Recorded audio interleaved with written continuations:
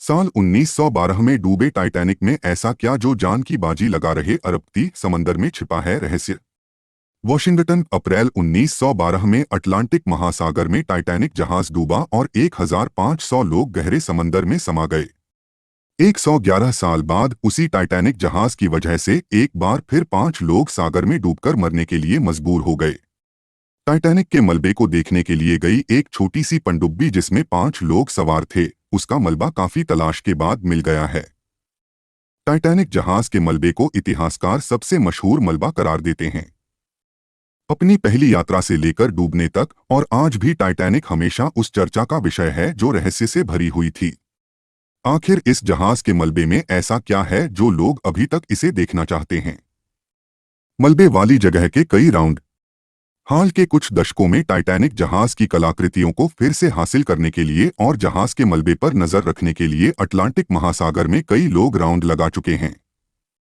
इन high profile sea visits ने कई उपन्यासों, नाटकों, टीवी शो और फिल्मों को प्रेरणा दी है।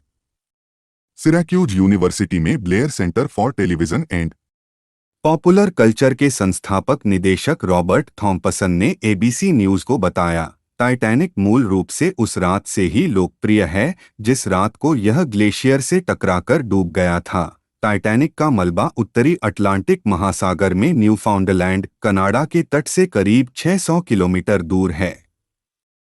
लोगों को बस याद है टाइटैनिक। 15 अप्रैल 1912 को अटलांटिक में एक ग्लेशियर के टकराने से टाइटैनिक जहाज इसमें ही समा गया था। इसके टकराने के बाद ही एक साइलेंट फिल्म को रिलीज कर दिया गया था।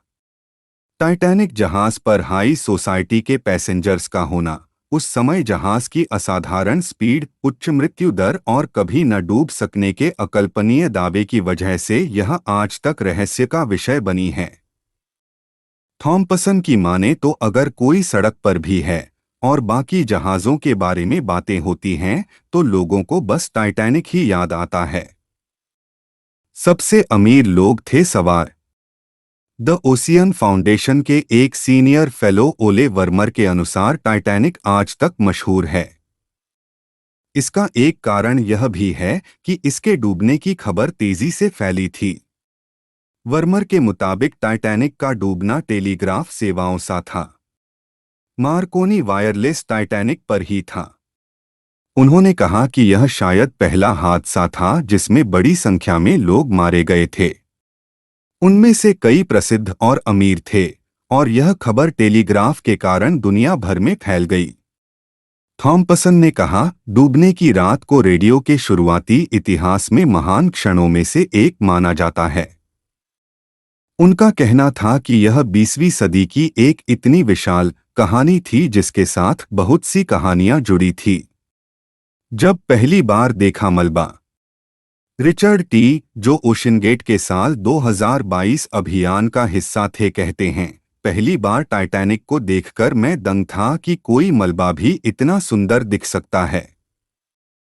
महंगी और जोखिम भरी समुद्री यात्रा करने वाले लोगों को वास्तव में क्या देखने को मिलता है। टाइटैनिक का मलबा किस जगह पर पड़ा है, उसकी पहली जानकारी साल 1985 में नेशनल जियोग्राफिक की तरफ से सामने आई थी।